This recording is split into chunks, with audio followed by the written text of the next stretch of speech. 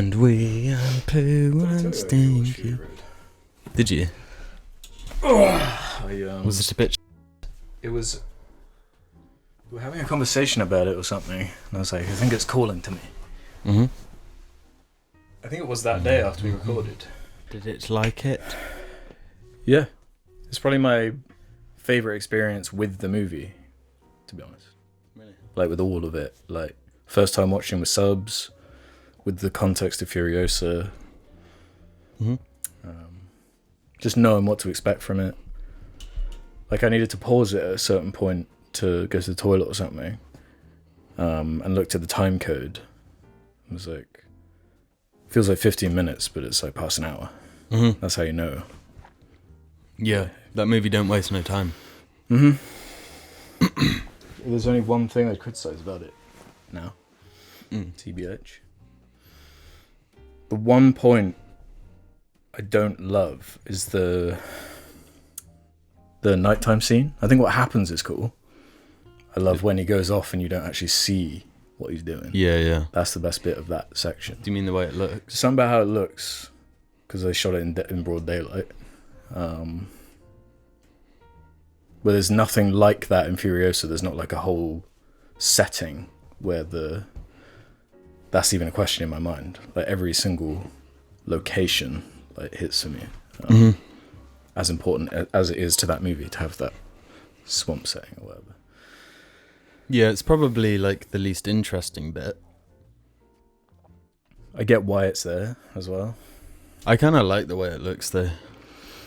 You know, it's like...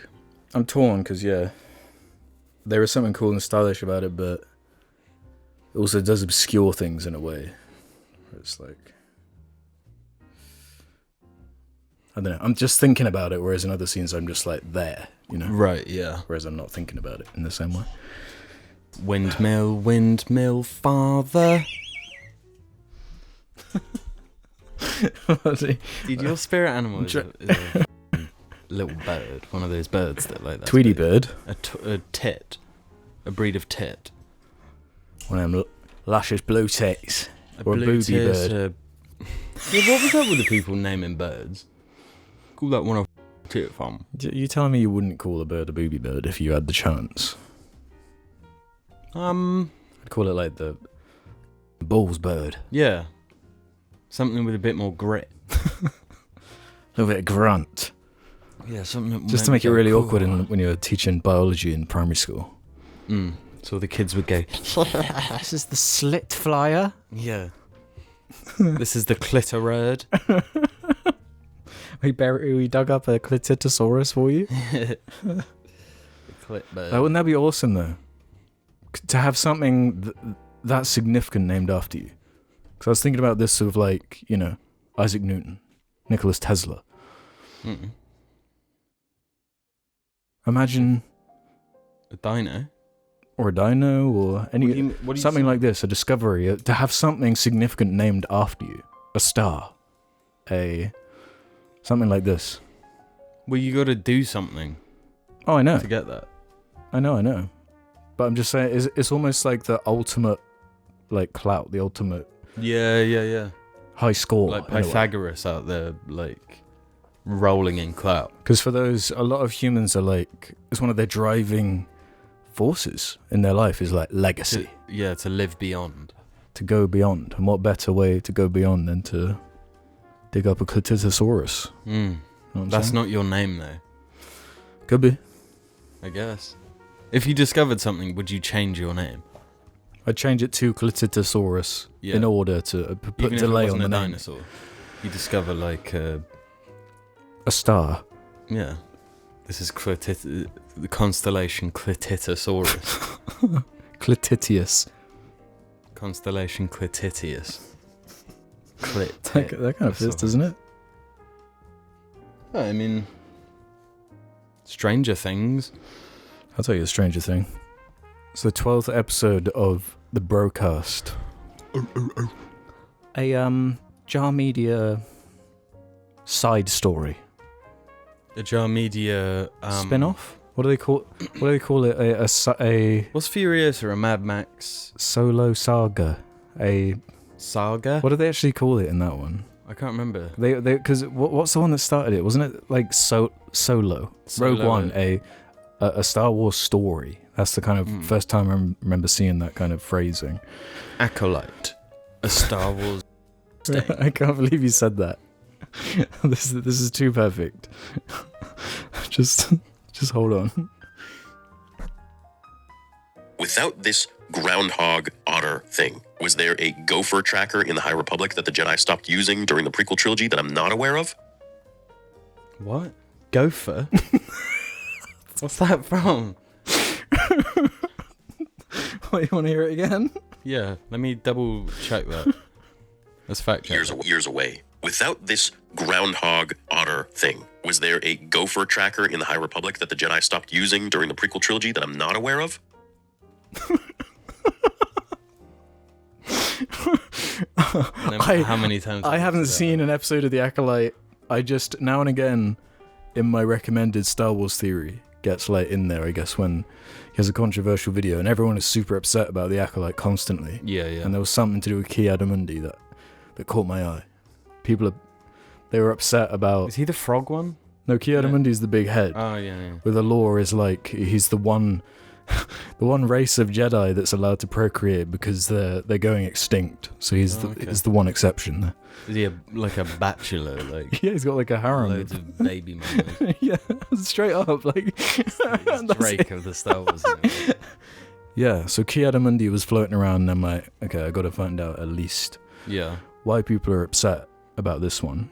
And people are like, they're making these 4-hour-long videos like, Ki-Adi-Mundi, he has that line in Phantom Menace where he says a Sith hasn't been seen in 1,000 years, but the Acolyte is not even set 1,000 years ago, and here he is. And my whole thing is like, yeah, you can get mad about that, but like, really? Like, you've been clinging on, and it's like the Acolyte that breaks you. Yeah, I mean, to ride along for the prequels and be... or just cool, everything to do with that franchise. And it's like, here is that was the straw man.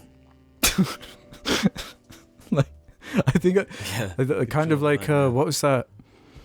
All the Disney Plus, like, original shows just blend into this one gooey Disney thing in my brain. The Nick Fury TV show that came out, remember that? Oh, yeah. And I watched that, like, parts of it in a semi-haze of like before I'm going to sleep, like I fall asleep mid-episode on iPad. I did that with the first episode of The Acolyte. So I'm not going to say I've seen it, but I've seen smears of it, you know. Mm-hmm. There's like a smeary Acolyte in my mind's eye. Epic? No. In fact, I was so distracted because the Squid Game guy is in it. Oh, yeah. I read a fact that like he kind of learned how to speak English, or at least mimic English for that role because he's such a big Star Wars dude or whatever. But knowing that he doesn't actually he's not able to fully speak English, but he's like kind of learned these specific lines. With that information, it was making it like, I can't not hear that now. But anyway, I don't particularly care.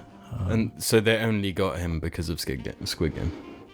I guess the Matrix ladies in there, Julianne Moss, is that name? Matrix lady, she's Arya in Mass Effect. She is, isn't she? Yeah, she's in there briefly. Cool. Yeah. You sold the show to me. Yeah, I'd recommend having a smeary dream about it. Yeah. Before we get too deep into the show, let me shout out those Jar Media patrons. Patreons at the Patreon. Alright? To make the audio version of the show possible. They get their names read out in the first or second week of each month if they're a Dibby tier or above. And if that isn't enough, there's also the Jar Media group chat, where people leave suggestions of things to talk about. Can you edit lightning coming out of my fingers? Altitude. Yeah, let's go.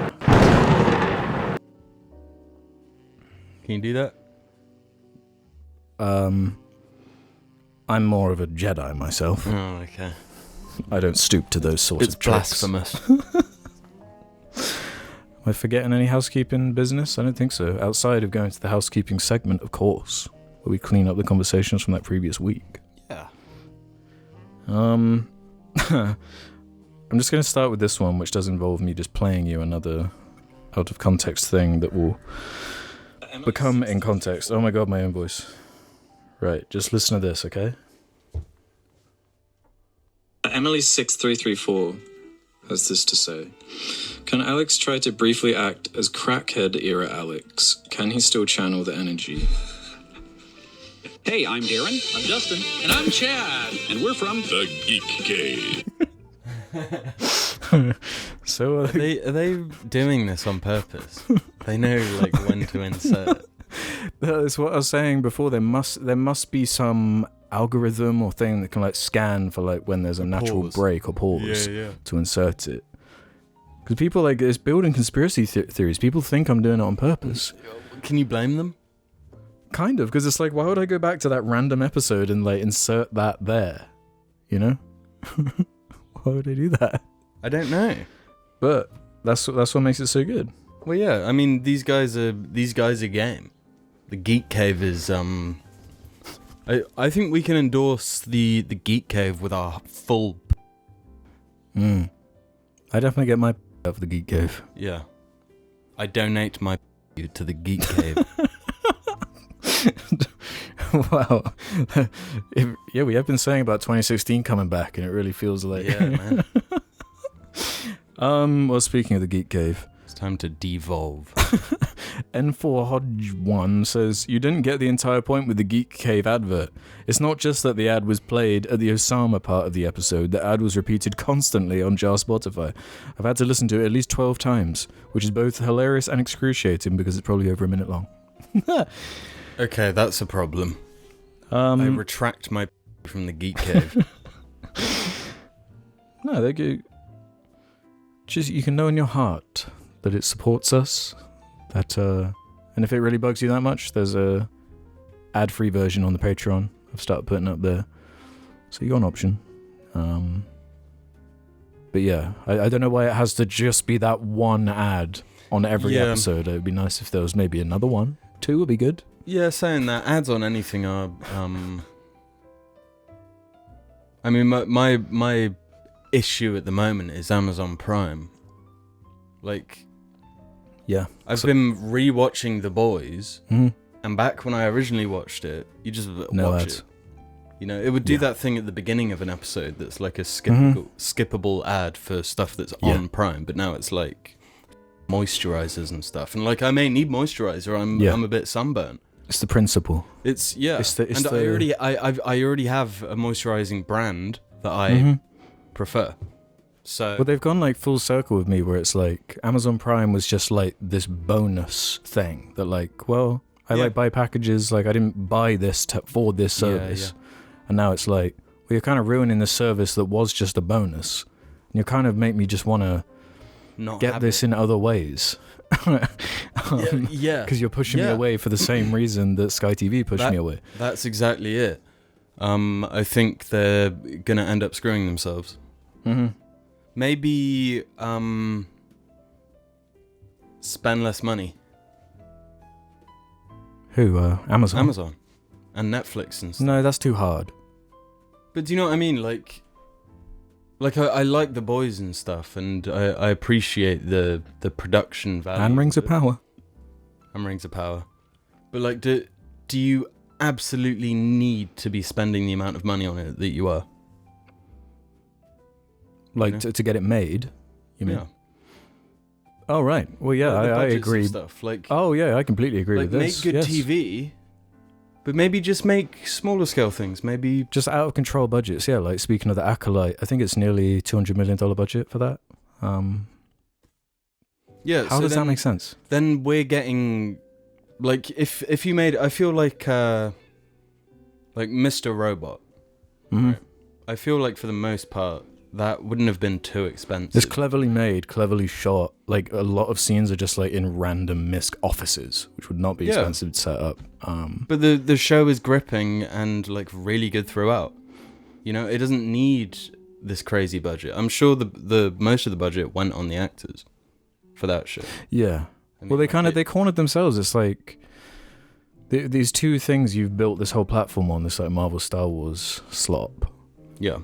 these are two of the most expensive like types of media to make. The big sci-fi space opera and the superhero big scale action. Like all these things require so much pre-production and special effects. Work. So of course they're going to be insanely expensive, and then they like outsourced all these different animation farms all over, like. And then we end up suffering because the priority isn't on making something good. No.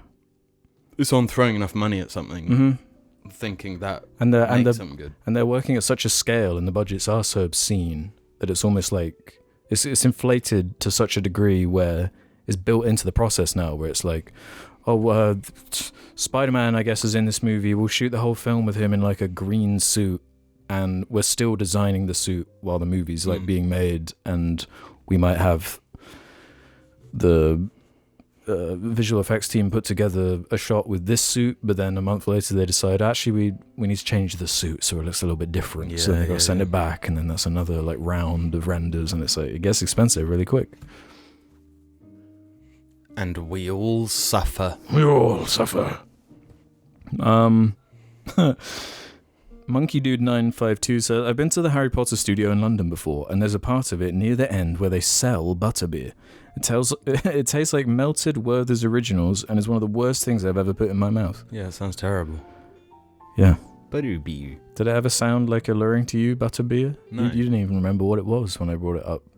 Is it a thing in Harry Potter? Yeah. It's like, well, they're always drinking, I guess. Is it an alcoholic beverage? I think it's more like, the chocolate frogs where it's supposed to appeal to children type thing. Right. Well, if you want something to appeal to children, don't call it beer. Well, yeah, it's like British though as well, so it has to have a pubby sort of thing. Butter ale. I'm surprised they didn't actually adopt that in like pubs where it's like, let's groom the kids into drinking nice and young, like with the cigarette thing, with the candy cigarettes and all that.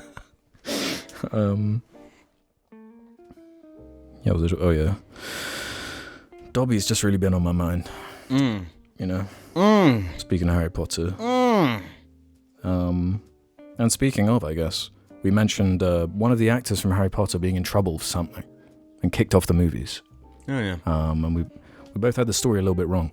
Painted Rhino 4381 says, Crabbe from Harry Potter wasn't in the later ones, not for selling drugs, but for being a terrorist. Eh? Now, there's more details to that. Because I was like, what?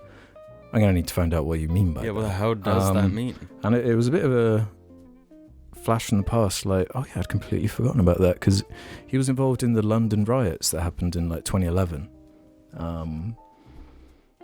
which I was only fairly young for. It was like a big, almost like George Floyd level thing that went down in London, and there were all these riots, and he was a part of it. And got 2 years in jail. Wow. For what did he do? He had a stolen bottle of champagne or something, and he had a Molotov cocktail. And I think no way. You sure it wasn't a spell? Yeah. Molotovius cocktailius. Yeah. Seeing as we're on this kind of similar note again, old man Diabetes says, imagine living your best life as a raven and then you get drafted into the military. And the whole raven thing must have annoyed this person, John Fromez. England is such a joke of a country. Raven soldiers and ravens being dismissed, full stop.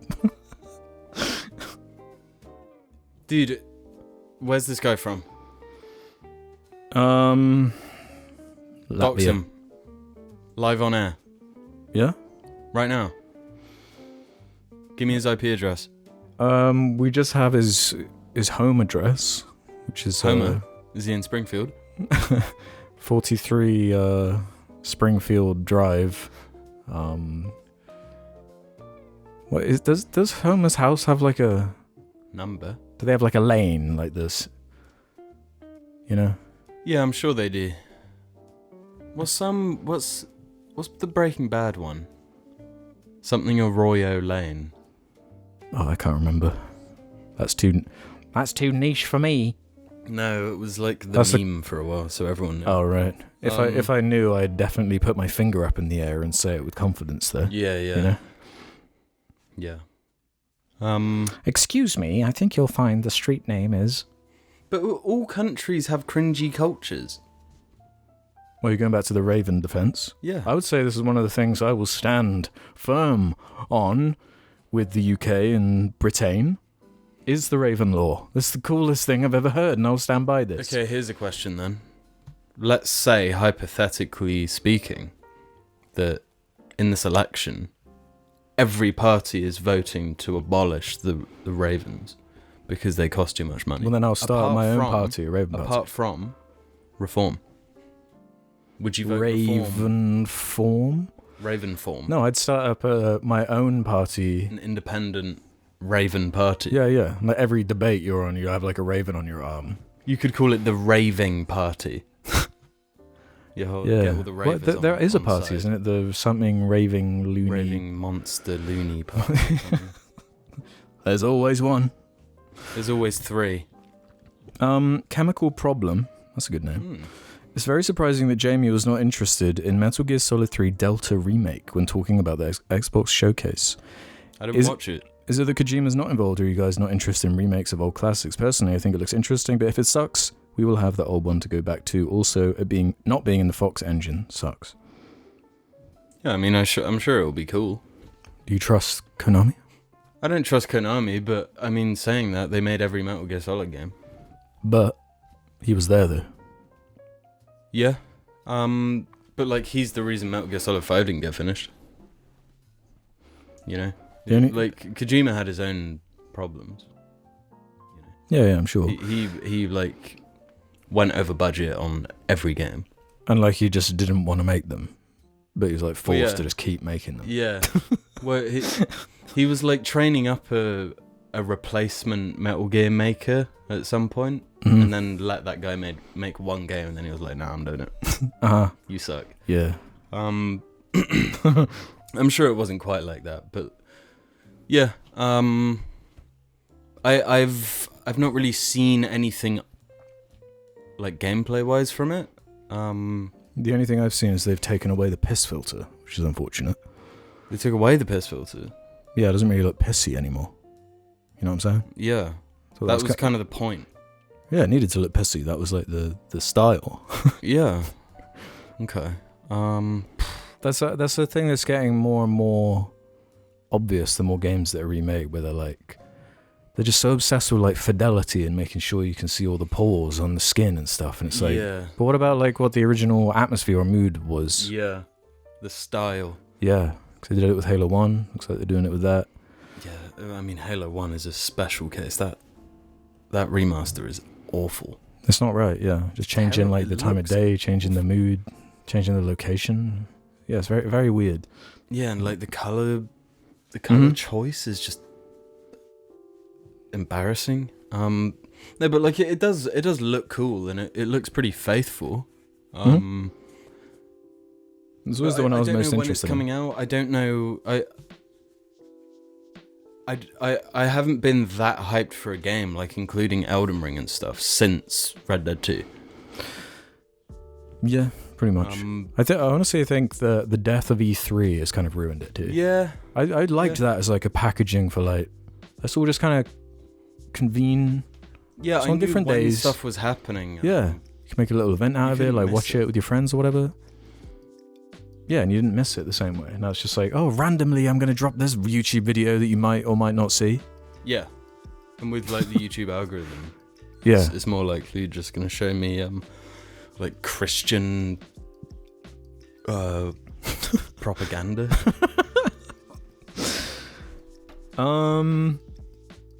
Two more here. Before we go into a topic I want to mention. Tambet Amisto 7423 says, quoting a timecode, "What? You're excited for Doom? I've recently been listening to the old episodes of the cast, and you both always held very strong opinions. You dislike the new Doom games, so I'm wondering what caused y'all's opinion to change." I was really hoping you'd remember something, because I don't really remember shit talking Doom. I did. Going way back, Doom 1. Yeah. The first remake. I said, like, I've tried to play it 3 times and it just got really boring. Oh, that is bringing it back. Was I with you on that? Yeah, definitely. Opinion-wise, I don't know. Opinion-wise, yeah. I think you were, like, impartial. You weren't like passionate either way about it. I definitely played the whole game. I finished that game. The first one. Yeah, and the second one. Yeah, because it like going back to then, I would have been talking about Doom 1 before Eternal had come out. Because when I played Eternal, it was like, oh, Eternal's like fantastic. Eternal's way better. Like the systems all work together. Yeah, it's really mechanically rich. Yeah. Yeah, I love like the lock and key. Yeah. Mechanics. The like triangle thing. Yeah. Yeah. Yeah, the second one's really good. So if they make another game in that vein, hell yeah. Yeah, because I was big on like the Bethesda side. I was more into like machine games and like Doom and those shooters than like the actual Bethesda games themselves. Wolfenstein. Yeah, I was big into. I personally preferred Wolfenstein just because of like the plot stuff and yeah. how mad it is. Gameplay wise, Doom Eternal's hard to beat. Yeah, Like and it kind of always talking about Halo, but like those games, those Doom remakes, really showed me that like, oh, you can still be the thing even if the thing's old. Yeah, you just gotta actually like have an idea. Yeah. I mean, and finally, Apophis says, "Bear boys, Bear. I enjoyed the Raven discussion on the last ep. And noting your amusement about animals being commissioned soldiers, thought you might be interested in the famous Polish soldier bear, Wojtek. He was an orphaned cub that was brought by a lieutenant and donated to the 22nd Artillery Support Company, where he became something of a mascot, mimicking the soldiers in marching, saluting, drinking coffee and smoking cigarettes. Later, his company was reassigned to fight alongside the British in Italy, but mascots were forbidden. So in order to keep him, he was drafted as a private before being promoted to corporal after distinguishing himself by carrying 100-pound crates of artillery shells, typically requiring 4 men to carry. But my favourite part of the story is that after the war, he lived a peaceful life in Edinburgh Zoo, making guest appearances on Blue Peter and enjoying visits from soldiers from his old unit where he'd recognise Polish words and be given a few cigarettes just like old times. What? Do you feel like there's a bunch of like untapped potential with animals? Like, look what we've done to cats and dogs, right? Yeah. The potential. Like if we domesticated every animal. Domesticated a bear. Yeah, I mean that bear sounds pretty domesticated. And you see the odd like dodgy TikTok of like a video from Russia of like a bear that's like just too well trained. I saw one where there was a guy who was treating it like a dog and he was like, sit. Well, obviously in Russian or whatever, and the bear's just doing it, and they're just like in the woods, and it's like, what is the context here? Like, how have we got here? Yeah, there's quite a few like bear, lion, wolf videos that just appear now, and it's like these weird videos of like, watch this golden retriever and a lion hugging. It's like, where is this? Like, where are you doing this? I think the key is if it's a carnivorous animal. If you keep its tummy full, then it will be. That will make a difference. It'll be friends. Not agitate it, respect him. Yeah. As long as it's not. I don't know. I was gonna say it has to. I feel like there needs to be like a mammal thing going on. That's important. I don't know, man. Like, what do you mean? Nah, you're right. I'm trying to think. Like, I was thinking snakes. Because people have snakes. They have it, yeah. They have snakes. They have like lizards and whatnot. They're cool, but they're not like domesticated. Yeah, they don't give a shit. Yeah. Yeah. Where like I feel like an aggressive cobra would attack me whether its tummy was full or not. You know. I hear. Whereas a chubby bear. Chubby, fat, like full as can be bear. All the honey you could ever want. He's not gonna waste the energy on crushing my head. Although, have you seen those scary videos of like, look, we've got the circus bear on live TV, and then the circus bear snaps. I suppose they're being abused. I mean, it's being humiliated. Yeah. You know, get me. It's riding that little bike, thinking like, if I just had a bigger bike, I wouldn't be doing this. Oh yeah, that's a classic old horrible like internet video that was always when it gets the monkey. Yeah, the bear. I think that was in Russia as well. Like a bear on a tiny tricycle gets just fed up. It's like chasing a monkey on a trike, and just like jumps off the trike and just grabs the monkey and eats the monkey. Yeah. And so what do you? Well, that's a perfect example of like the class system. You know, bottom class fighting, while the audience just goes ha ha. Yeah, funny bear. We're all bears on tricycles with Rishi trying to run away in the front. Rishi and the rest are all in the audience. We can't say Rishi there because no one knows who he is outside of the UK. Really? It's not like the president. Yeah. I don't think he is a household name. Like, let's call him Prime Rishi then, so people know. Call him Dishy Rishi. Yeah, Prime Dishy Rishi. But yeah, shout out to Wojtek. Yeah, nice one, Wojtek. That gives me a rock on.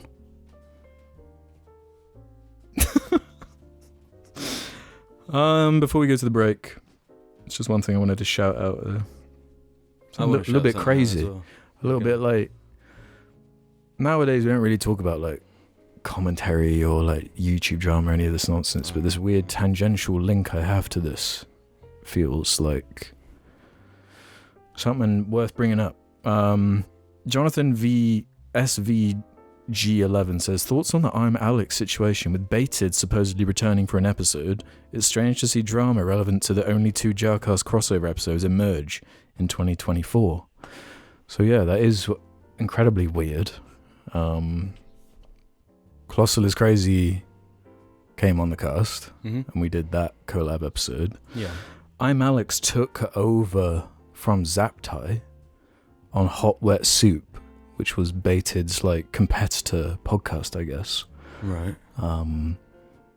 So that is like a weird link, but that is my link, I guess, with I'm Alexx or whatever. And I kind of wanted to bring this up as like a jumping off point, as like what is the UK YouTube scene's like problem? why is it like this? I've always had a problem with it, you know, the beauty squad thing, or it's all these like groups. Clicky. It does feel very clicky, and it's all very clicky in these like groups online anyway. But there's just something specifically about these British ones that form that just has never gelled with me. Like, I never watch any of these, you know, I don't even know the name of like the group KSI is in and that whole enormous thing, and cause I don't like care about squad, isn't it? Yeah, and it's all kind of like, you know, sport related and kind of laddie type stuff that doesn't really appeal to me.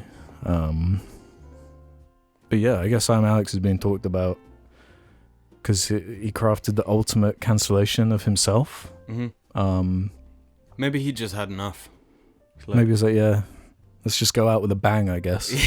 Yeah, I wonder how many YouTubers like decide that. Because he's in the background had a bit of a reputation in the UK space for being kind of slimy, or at least just the type of YouTuber or creator you bring up when it's like, it's what you fear if like you met someone, they're like, I make YouTube videos. It's like the fear of what that person might be like, you know, from stories like right. You know what I'm saying, where it's like, it's not even really about the videos, it's about what you can get from these videos, you know. There's something social climby about it, like it's just jumping from like big group to big group, like, and then these chasing. Well, yeah, and that's like obviously a big part of the space anyway. Yeah, that's kind of like built in. But there is this like balance of like, yeah, I want to collab with you because like I like your videos and there's maybe something in common here or whatever. But I just didn't really get that vibe with his videos ever. Where it's like, I guess this whole like holier than thou. All my content's like commentary on why people are screwing up their lives, and then all this stuff comes out about his life, and it's like not just bad, but like cartoonishly like evil, like plankton level. Because I had heard like things through the grapevine, but just like kept it quiet or whatever.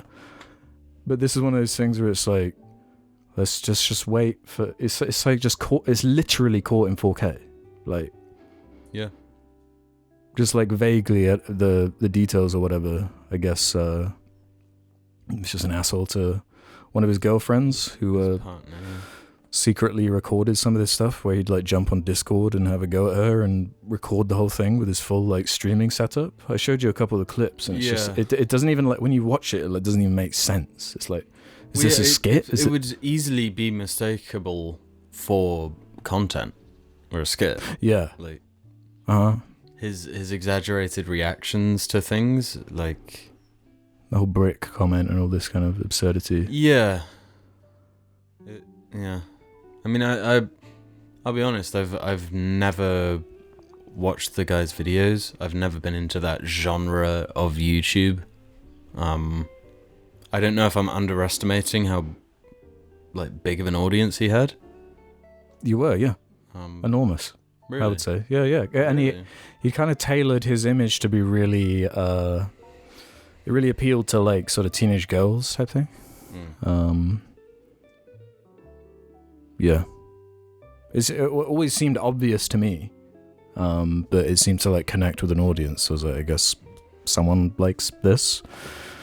Bella Hadid is doing something just a little bit too far this week for me. Like that kind of shit. And it's like, okay, I guess. Milk toast. But yeah, this is a wild one, because it's like he hasn't responded at the time of recording this, and so I don't think it's possible. I think you have two options. You either just, well, three options. You say nothing. You make some like groveling apology and be like, I'm depressed. I'm in therapy now. That kind of thing.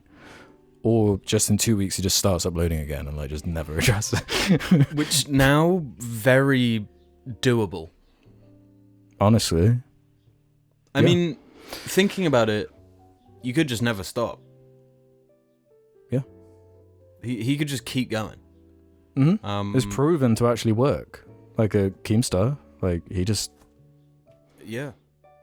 You have to like take something... You have to take the nugget and be like, what am I going to do with this? Am I going to use it as an opportunity? Well, so yeah, how much guilt do I have over this? Like, how bad is the thing I've done? Yeah. I mean, if you're a total psycho and you get cancelled for something like this, surely you could use that to get more views by uploading sooner. Mm-hmm. It depends like a how long much. video. I guess the thing that separates him from a Keemstar is that Keemstar kind of loves that whole like being the villain of the internet thing, and like the attention he gets from it. Yeah. Whereas like the I'm Alexx kind of projection has always been like, I care about what people think about me type thing. So I'm sure he's having a go of it. But I've never seen anything like this. It's like, it's so completely absurd. You know, like this is even a thing that's possible. And then this like humiliation ritual and... Yeah, just wait for the next one. They're so... Yeah, that's why 2 weeks is the thing, right? Like they're also inconsequential now. Mm-hmm. Yeah, that's what makes you... That is what makes you question, though, like, when is it too far? What can you come back from? Because it's different when it's maybe all he said, she said, but when it's... when there's evidence of that level, you know? And it's like, not AI, it's not... Yeah. I guess it's up to the audience. Yeah. But at the same time, like, you can't fault if he were to upload and he lost all the people who gave a shit about this stuff, or there will be people in his audience who somehow miss it. Totally possible. There'll be people who don't know of him yet, and then if he uploads the first video they might see, like, it's just starting from zero, you know. But if he's already got the bump of having like big videos in the past, I feel like it makes it easier to get big videos again on YouTube, you know. He'll at least get a bunch of eyes for the my side type thing, if he can even do it. But if he does even try, yeah. But I don't know. Disaster all round. Yeah, wild. Those videos are wild. Yeah. I as an adult, I I don't think I've ever talked to any other human like that. Yeah, I can say with confidence I never have. And it's more like not that it's not bad, like what has come out, but the wider sort of implication of like, if this is just from like the last year, and like you're okay with talking to somebody like this, like you don't just start doing that just one day, do you? Like, yeah, I don't know, man. It's very weird. Yeah, I guess after these goddamn messages, at least. Wait a minute. Aren't you Alex? I was about to say. Now I'm Alex. Wait. Good afternoon, morning, evening, or night. I'm Alex. No. Yeah. Hello, this is me, Arnie. You do realise that there are Mimo shirts available, right? Take a look at the really cute shirts. Look in the description or under the video for more. Yeah. Do-do-do. Do-do-do. Do-do-do. Do-do-do. Do-do-do-do-do-do. Oh, that's what you're doing. Nice.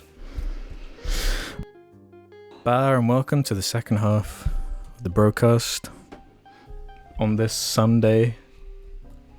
It's confusing recording on a Sunday.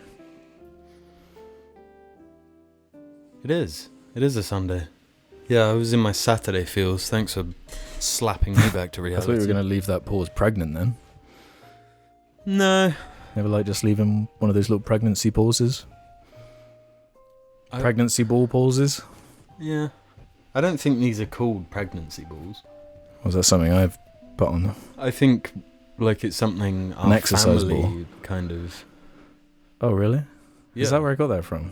Well, because Mum had a pregnancy ball. No, because our auntie, when she was pregnant, got one. Oh. Do you remember So that? yeah. That was... I popped it. Really? Yeah. Like bouncing on it too crazily. I can't remember how, but I popped it. Wow. And I remember like lying on it with my hand over the puncture, like trying to hide it and being like... Oh, it just had a puncture. It didn't like explode. It didn't explode, but I like popped it. Oh, I see. So it was leaking air, so I put my hand over it and was lying on it like, hey everybody, everything's just average here. Yeah. Everything's just average here. Everything's just normality in these perimeters.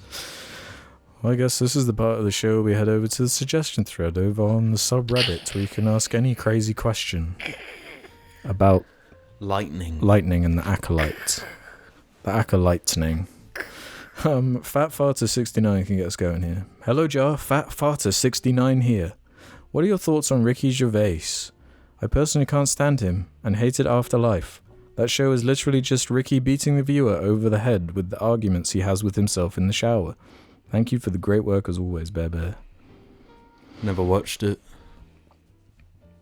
Were you ever like big into Ricky?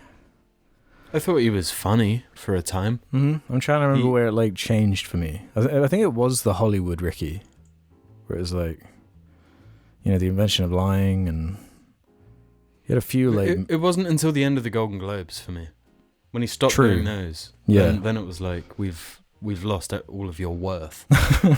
Those were genuinely funny. Those Golden Globes. Yeah, like really good. Uh-huh. I don't think you could get a better comedian for that. Yeah, the insult comic stuff was really good for that crowd. Yeah. People would probably say it was a bit too mean-spirited. No, that's deserved for that crowd. That's exactly what made it so good, was how mean-spirited it was. Yeah, for that I uppity think, crowd, like mocking the whole idea. Because they will never experience that anywhere else. Yeah. Like, yeah, you get any other comedian on that stage and it'll be the most lame, like boring. Mm-hmm.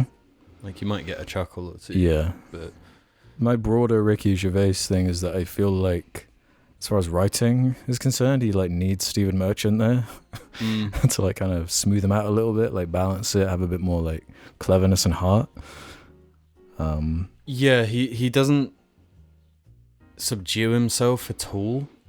It's so obvious that he's just like speaking to the audience. Yeah, and everyone feels like knocking people Ricky. over the head. And you can tell it's all like Yeah. Ricky's perspective, and like he's not really acting, he's just kind of playing himself, and I always just see Ricky. Yeah. Yeah. And as far as his social media stuff goes, it's like Very cringy. yeah, The like hyper atheist, you know, with hyper the atheist free speech mumbo jumbo. which is annoying because like these are concepts that like I don't even like disagree with necessarily. It's just the way they're presented, you know. Yeah, with the but like when, Jesus picture and like yeah, but I think something that goes over the head of a lot of people in these positions, like a J.K. Rowling and a Ricky Gervais, where they say all these like horrible things. The like free speech is like, yeah, you can say it, but in like reality, you say those things, you might get like slapped in the face. it doesn't mean you're free of consequence. Yeah. Yeah, the consequence still exists. That's what bugs me about it, was like you're saying this and making out that there is all this consequence. Meanwhile, you're filling a stadium of people. Yeah, who are and listening to you. continuing to say it. Yeah. So what's your point? Uh-huh. Like you think it's wrong that people get upset that you're saying antagonistic things. It's like that's kind of always been the case. And then there's like one or two of those is fine, but it's like the whole underlying like through line is, look how I can't say any of this. And it's been that for like, it feels like ages now. Yeah, but also the idea that like this is some paradigm shift. Like go back. You're breaking the mold. Go back 50 years. What could you say on radio? Uh-huh. Like social media didn't exist. What could you say on TV? You know, And it's not like he's like, say shit. it's not like he's restricted to like Rumble. He's like on Netflix. Yeah, yeah. He's got like the biggest platform. Yeah. So it's just disingenuous, and I think it shows how like even though he said all that shit about the celebrities at the Golden Globes, like he's one of them. Oh yeah. He's as disconnected That's part of the from problem. reality. Yeah, yeah. It's like the low hanging fruit, because it's like when you have the office money, I think you're so far removed from the average experience that like you actually cannot make something like The Office again, because the whole reason it connected was that personal experience.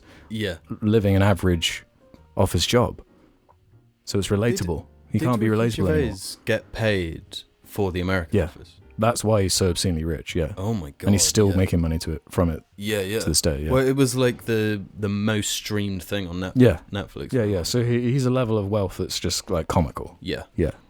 And he makes fun of it sometimes within his material.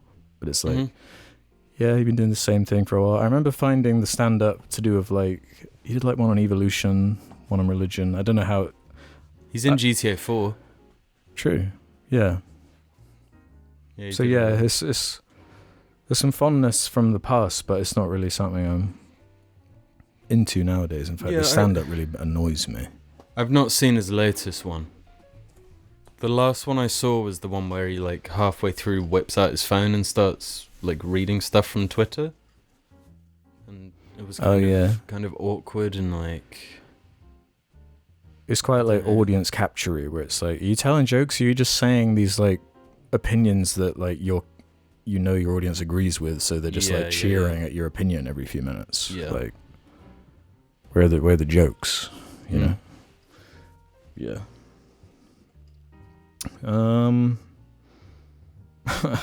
Miniature Rani says, with the revelation that Jim has been mewing for some time now, it made me curious.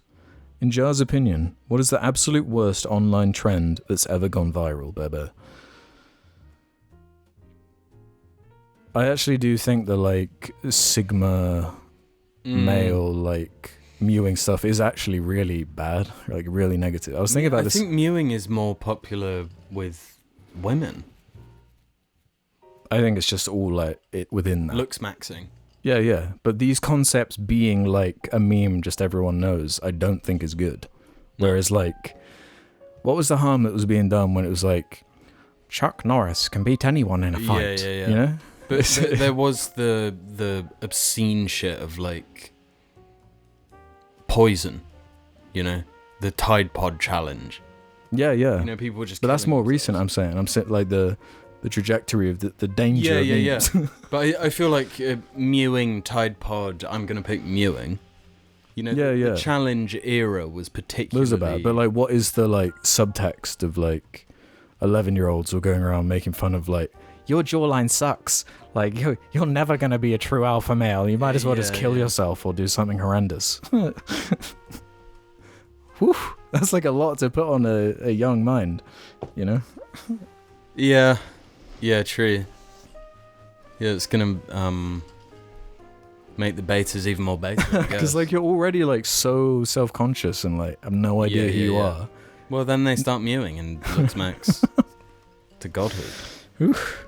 Yeah, I don't know about that one. Yeah, those trends are bad. Just like, what's like a good trend? When is one of these like actually good or productive? You need Chinese TikTok for that. You're right. STEM TikTok. Yeah, STEM TikTok. Which I did see in the settings is an option. Really? Like hidden away. Like, yeah, do you want to put on STEM TikTok? 0.2% of the users.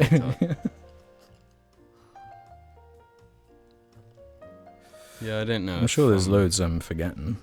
I think trends are bad in general. You need to be a Sigma. You need to walk. You need to be a man going your own way. Yeah. Don't follow trends. Don't mew. Mew too. I get concerned sometimes, like with the irony thing to like such a degree, where like if you ever say something like making fun of mewing or this alpha stuff or whatever, but then someone hears it and like maybe they just misinterpret something you're saying, or like totally possible. Because I've had that happen. I've simultaneously, like all my time online, been both called like ultra right wing and ultra left wing, like. So I don't really know what we're picking up here. It's not really what I'm putting down. I don't feel like anyway, but I don't know. Maybe. I find in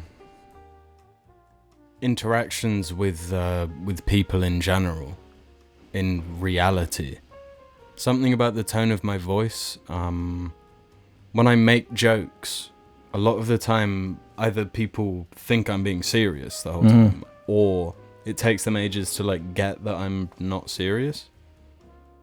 You think it was like a flat affect type thing? I think it might be a flat affect type thing. You don't whip out a little something or other to make it clear. Well, that's the thing as well. Like, I find if you say a joke and then you go, I'm joking. Like, I feel like that depends on the crowd. If you're like trying to figure out. But I've got a lot of faith in humanity. In humor. In humor, yeah. So, like, when maybe I am like expecting too much, but when I say something that I think is absurd,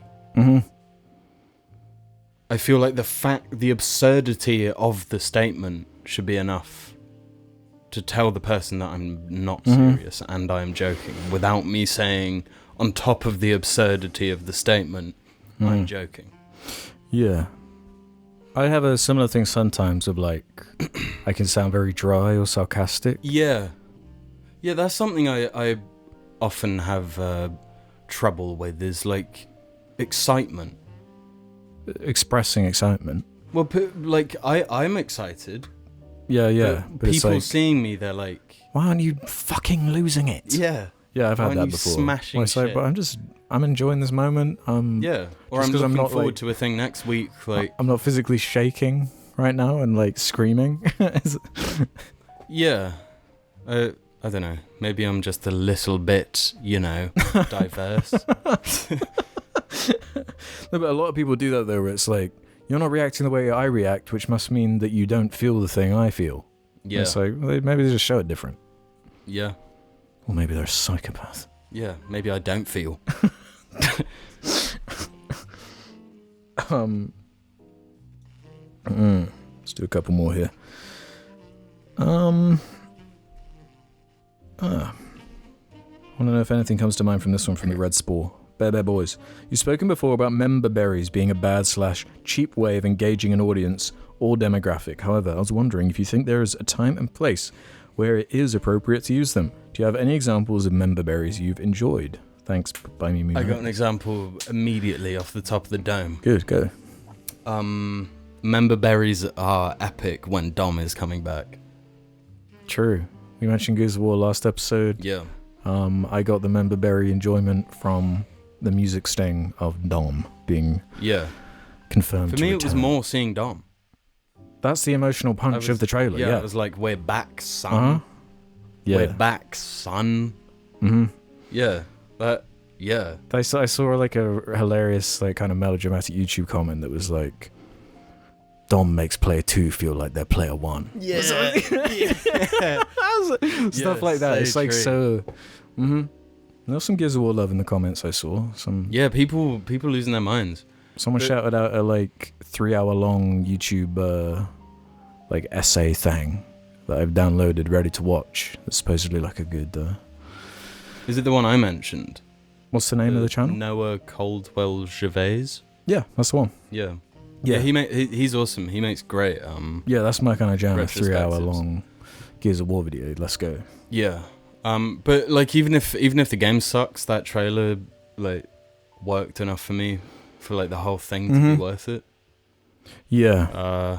I would say the John stuff in Red Dead 2. There's some fan service stuff in there that's like, this is earned, this needs to be here. Yeah.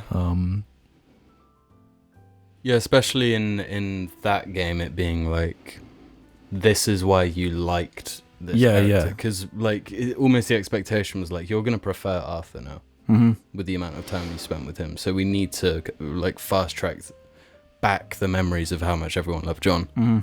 So that works.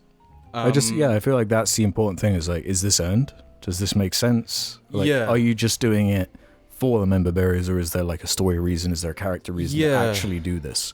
Like Better Call Saul was good of like for that kind of thing where it's like nodding or making things just make sense. Even Furiosa or Fury Road both have good ones. Like cool the references to the car and whatnot in Fury Road and little nods to old stuff here and there. I didn't tell you actually, I watched about half of Thunderdome. The first half, because it's free. Because it's free on ITV. Yeah, so you saw the Thunderdome bit. Yeah. Also, is that what is the first half the bad part? Because I was like, the first. I was expecting it to be bad, but like it was like comically bad, like almost like unwatchable. Like, when I say Thunderdome isn't that bad, I'm just thinking about like the action set piece in the second half of the film. Mm-hmm. That Thunderdome bit where they're like doinking around. Yeah, like I did not get like what they were. Yeah, and there's some famous singer in it, right? Yeah, her character's very weird. Yeah, and it's really distracting. She doesn't like belong in that world. No, I did kind of dig the very Fallout-y like setting where it's like a market town of like trading and stuff. That was kind of cool to see. Very Fallout-y. Yeah, but outside of that, like Max is like super weird in it too. Like there's something off about him. I guess I just don't like his look compared to the other one. He's got like a massive. He's got like a really long hair. He looks kind of like Tarzan or something. Yeah, I can't remember if he gets a haircut or if he just looks lame for the whole film. Yeah. Very weird film from like what I've seen, but kind of like interesting. Yeah, really interesting. And the like moral quandary when he knocks the guy's helmet off. And he's like, that's right. Yeah. I did kind of dig that. What's it called? Blaster Master or whatever. Yeah. So crazy. Yeah. Is it truly mad, you could say. But like mad to the point where it's like, this is a little bit annoying, actually. Yeah. Yeah. Bad member berry. Han Solo. In The Force Awakens. Just a lot of that stuff. Yeah. Luke in The Force Awakens. Leia in The Force of Chewie.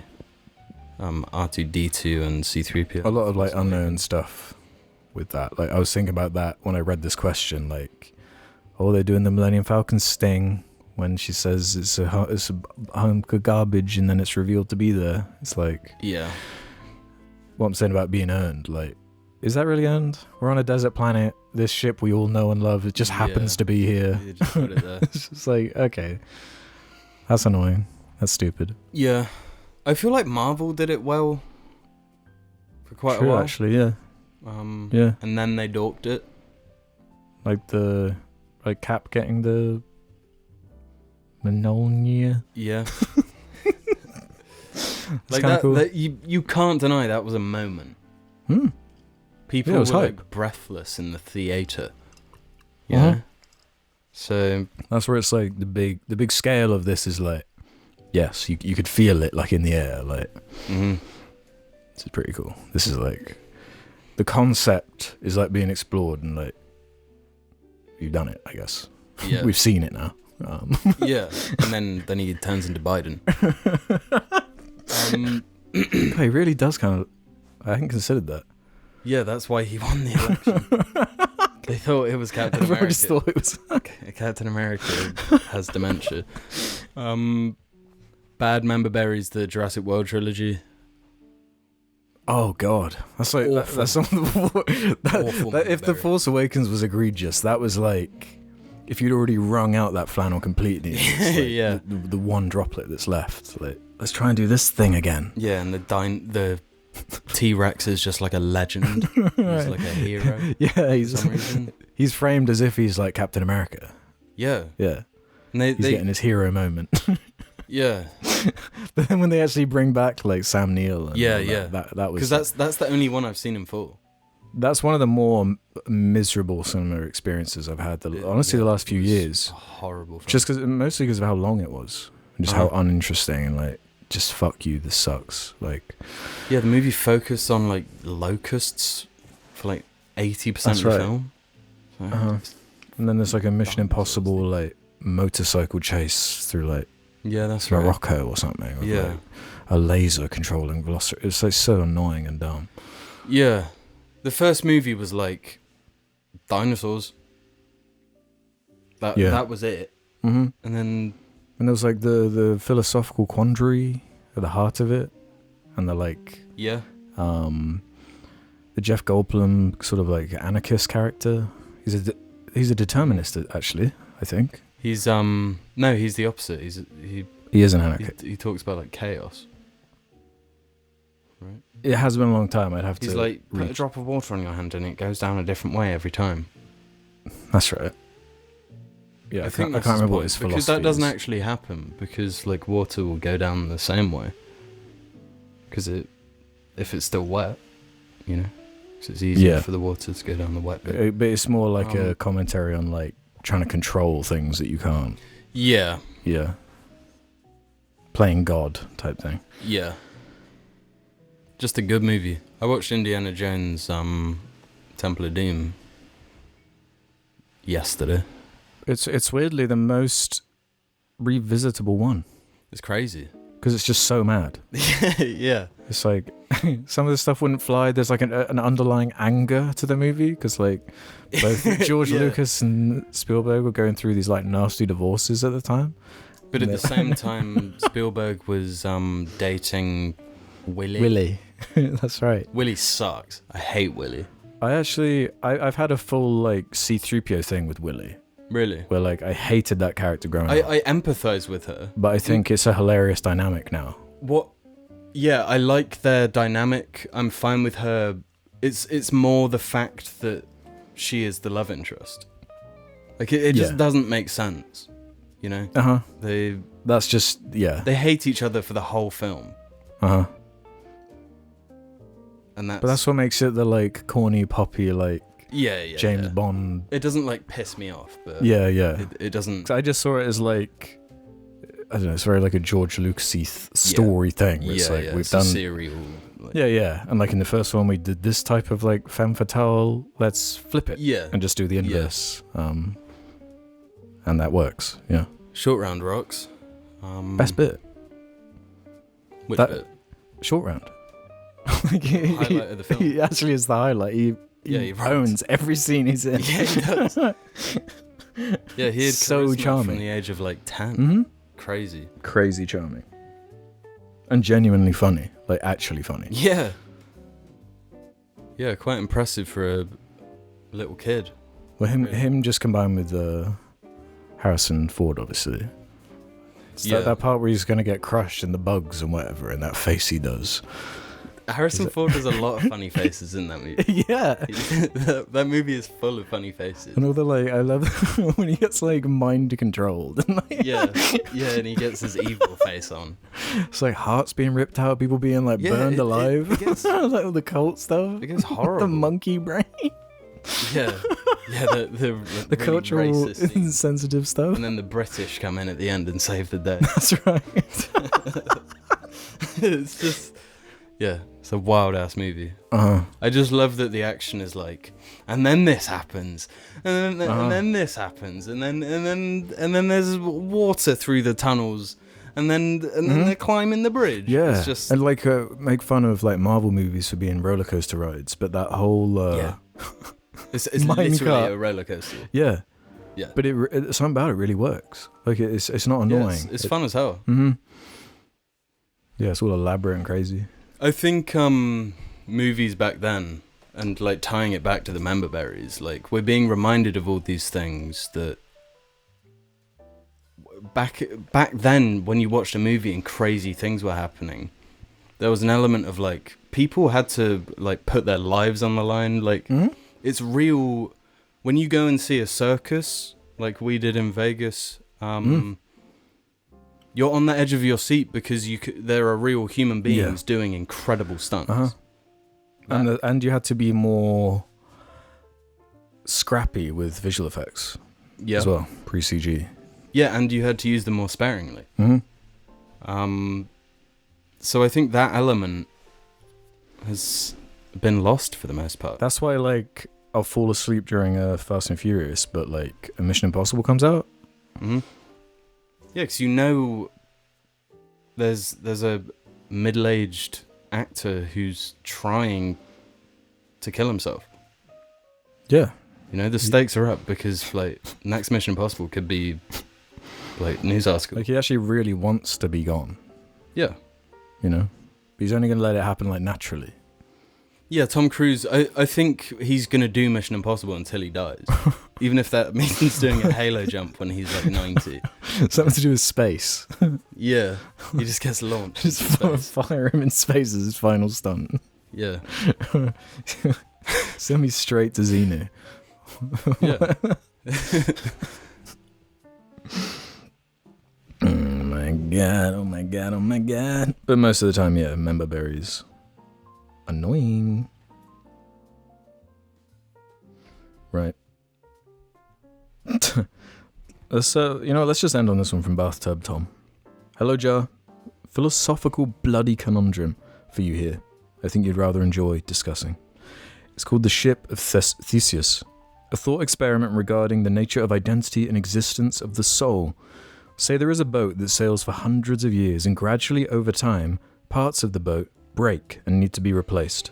Eventually the boat has had all of its parts replaced with new ones, but is it still the same bloody ship? Do you understand the premise being put out there? I've heard this before. Yeah. What do you think? I've heard it more... Isn't this what that game SOMA is all about? Yeah, kind of, I guess.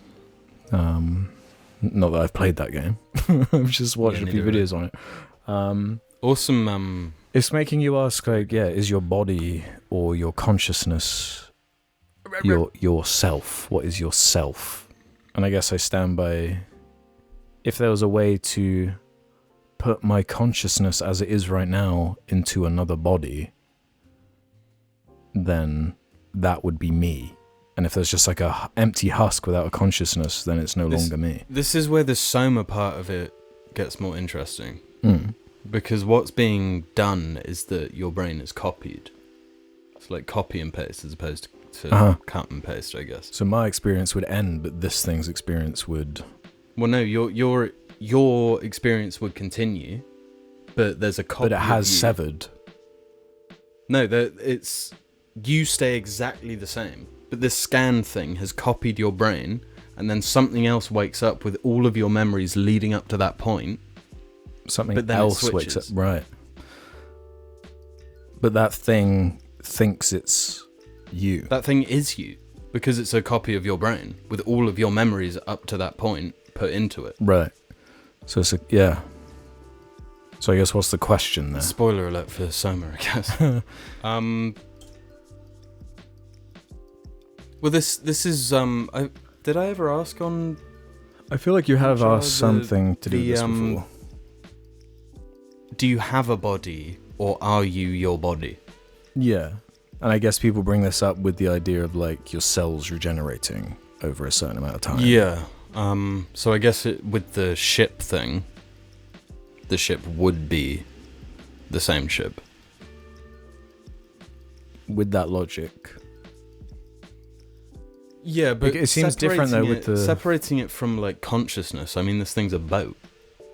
That's the part that confuses it, because it's like surely the crew on the boat is changing. The boat is staying the same. Changing the crew is changing, like the parts they're replacing it with are like from different places and Mm-hmm. Is it the same ship? You would still call it the same ship. Yeah, I'd say it is. And what would make it stop being that state, just being destroyed in a storm, or if we as people stopped calling it that, then I guess it would change. So then, but I think like in terms of continuity, like if do it with a car, like you eventually replace every single bit. Mm-hmm. One bit at a time over the course of 100 years. Yeah. It's still your car. You know, you're like feeling toward it, and your attachment wouldn't change because the change is so incremental. What about with the ship one? If for each part that had like broken off or been damaged, if you went and salvaged all those pieces and put them back together, so then you had two. Which is the boat? Both? Both are the original? No, one of them would be the original, but the other is it. Yeah. Have we reached any conclusion there, or do we just like keep that open? What do you think? I think that I would class it as the same ship. There's not a point I think you would, yeah. Under that framing of a boat, you would say, yeah, it's the same boat. If it had like a name, you would still call it the same name. Yeah. You wouldn't be like, we have to rename this because we have to change the sail or whatever. Yeah. Oh, this is the last bit that's being changed. You know, at what point does it become something else? Never. I mean, like, it's a replica, I guess. Because you can't, like, take a... I mean, I don't... So does that mean we're like replicas of ourselves? Maybe. Every now and again? Maybe. But I don't think they're all that equatable. It's different. We're organic. You know? Yeah. Because that is an interesting point to zone in on, is that like if the technology existed to be able to digitize your brain somehow, the like the Passover period, the passing of the torch moment, like do you even get the payoff? Like do you like well, exactly. It's such an abstract sort of concept. Another thing that uses this concept was the snowy episode of Black Mirror. One of the best episodes, yeah. The woman in the toaster. Mm-hmm. Her job is to make toast. And she's just a copy of the original person. Mm-hmm. But from her experience, she is that person. Yeah. Very interesting. It's not like a chance. You're creating a new being. I think is where I've landed on it. A copy. Yeah, but it's the second it's away from you, it has a different lived experience, and therefore it's something else, someone else. But it is a person. Someone else, but it's you. It was you. You know. But then starting from that point, two identical people who have had the exact same experience and have the same brain from a starting point, what would even be that much different? Well, one of them... Do they know it? I guess that makes a big difference, as if they know it or not. Again, if that's hidden. Invincible, the twins. Same idea. Mm-hmm. Well, yeah, that's the thing. It all gets quite interesting. Theoretically. I guess that's what Muskie Boy's trying to solve with his monkey chips. Yeah. And that's the thing, like, Imagine being in the trials for this, though. Like, we're just going to sort of play around with the very idea of consciousness and... yeah, we're just going to cool make with a copy of you. And you want to sign theoretically, the you right now, or a version of you right now, will experience being the copy. But then what about, like, the company that runs this tech? You upload your copy, and then, like, you can pay a little bit extra to be like, could you just remove, like, my anxiety? Yeah. Could you just remove this, like, horrible just memory? Remove the traumas. Yeah. It's kind of a Eternal Sunshine conundrum, yeah. Yeah. Add some extra roller coasters in there. Yeah. And trampolines. But then, yeah, surely if you start changing things like that, then you are no longer yourself. Then you are losing what you are. Yeah. Well, it depends if you're making the copy and giving them, like, the anxiety and trauma. Because then the clone that comes out might just be, like, completely different because they didn't experience that specific traumatic thing that shaped decision-making from that point onwards, and then it... Well, yeah, what if you made a copy of yourself and just, like, min-max them to be... like way better than you, like just the best guy you've ever met, and you're like, shit, this is what I suck. Yeah, I feel like then we'll say you could get. It's kind of brought up in that Fallout TV show of like the idea of scientists running society. They're like the top of the hierarchy, and like the kind of craziness that can come from that. And I'm just thinking like, yeah, let's have 3 different consciousnesses, but let's have one that like dedicates himself to like only getting strong, and this one is only to learning this specific science or something like this. Just becoming the best mathematician. Yeah, just saying like, oh, that's what I'd look like with that skill or that random way of being. Because then, surely if that technology existed, then ways of like simulating it, so you could kind of. But then also, what if you put like 2 brains in the same? If that was like a service where it's like, I want to merge brains with this person. Yeah. It's kind of like create like this. You know, like the Geth from Mass Effect. I feel like that is a potential endpoint for humanity. Like the hive mind. Yeah. Where this is the robot rhino thing again, circling back to that. Always comes back to that. Yeah. But like every mind would be interlinked. Yeah. But then there's also all the cool like details with the Geth where there are like subsects. They have like different, even though they are hive mind, there are splinters. When they're like disconnected. Yeah. Or they've got like old code and like stuff like that. Yeah, but they like evolve together and they try to bring those in. Yeah. Awesome idea. Because how would that work? And then like if we're a hive mind in this one space, and then you create like a little scout robot to go explore the world. Yeah. Well, I heard an insanely cool science fiction concept along these lines, which we can kind of end on. There's apparently like, I haven't read it or whatever, there's like a famous novel, a sci-fi novel that uses this concept in some form. But the idea is basically an alien species somewhere have like sent information to us, and they're like long extinct or whatever because of how long just data takes to move across space. The speed of light and all. But the alien invasion is the information they sent. As in, the information they sent is the technology know-how to get to a certain point, and just by giving that information, it takes over. It's like such a cool, like... Yeah, it's like technology itself is the... Yeah, and there's not even like an alien thing. Like, it's just information. It's knowledge. Knowledge. Very, very cool idea. That is awesome. And I like that. I think on that, it'll leave you thinking. Yeah, we're working on our sci-fi book. Bor. Bor. Bor, though, not Bor, Yeah, the animal. not the animal. The sequel could be Bor.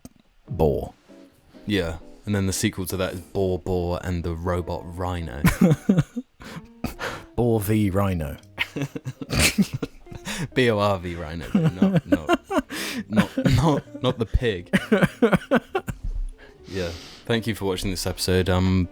Like, comment, and subscribe to find out the release of our sci-fi novel, Bor. Fuck you.